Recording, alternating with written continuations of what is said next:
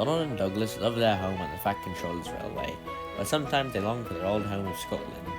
When they are alone, they often reminisce about the good times they had there. I wonder how much things have changed over there, Donald said to Douglas one day. Aye, replied Douglas. I hope all those rotten diesels are gone. One day the Fat Controller called them to bring them ducks. When they arrived, Harvey was there with him. "What's this all about, sir?" Douglas asked the Fat Controller. Lord Callan's castle's family reopening, he told them. There is to be a grand celebration there tomorrow. I need you two to bring the banners, bunting and bagpipes to the castle. Harvey, I need you to load them up straight away. "Yes, sir," he said. The twins were excited. Going to Lord Callan's castle would be like going home. Soon Harvey had finished loading up the trucks. "Where are you going?" asked Percy. "Lord Callan's castle," Donald proudly announced. "Boy, Castle Loch," added Harvey. "Oh, I'm glad I'm not going to Castle Loch," said Percy. "Ooh, scared the monster might get ya, huh?" teased Donald. Oh, there's no monster, Dunny, said Douglas. That is two, Dougie, replied Donald. Is not, is two, is not, is two, is not, is two. Donald and Douglas were determined to get their goods to the castle on time. They steamed proudly around the log towards their destination. There it is, cried Donald. We're almost there, shouted Douglas. But there was trouble ahead. Trees had fallen across the line. Donald and Douglas stopped just in time. All of a sudden there was a loud crash. A landslide had covered the tracks behind the twins and trapped them. Oh, son of a bitch, exclaimed Donald. What the hell are we supposed to do now, driver? We could take the causeway, Donald's driver said to Douglas's.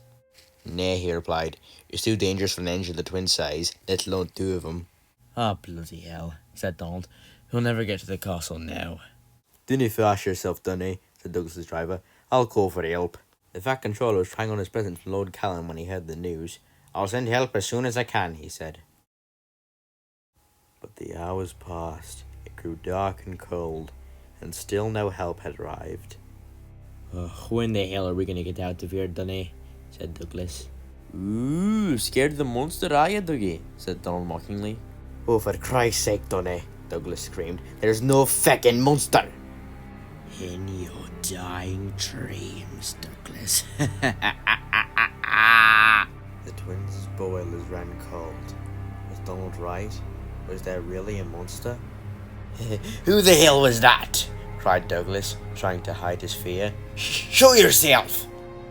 You really don't remember me, Douglas? Said the voice.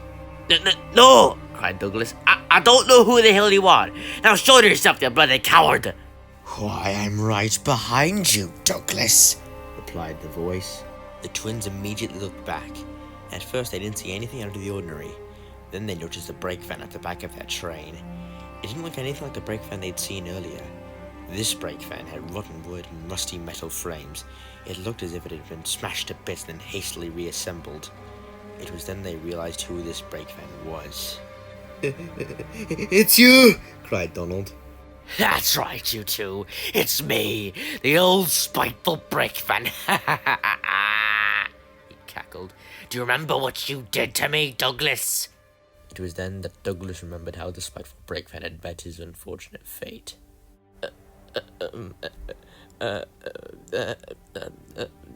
Stuttered Douglas, unable to think of anything to say. I was attached to James's train, said the spiteful brake van.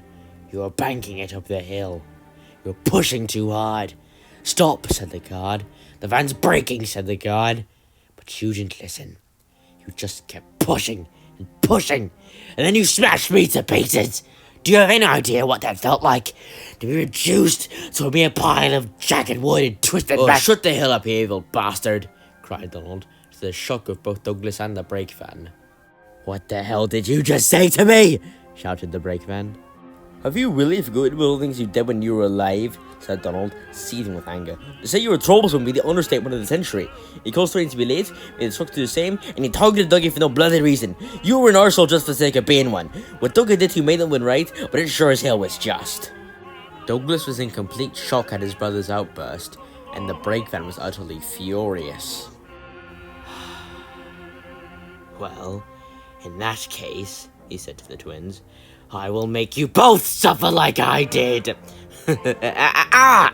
The twins biffed the brake van into the avalanche and towards the loch.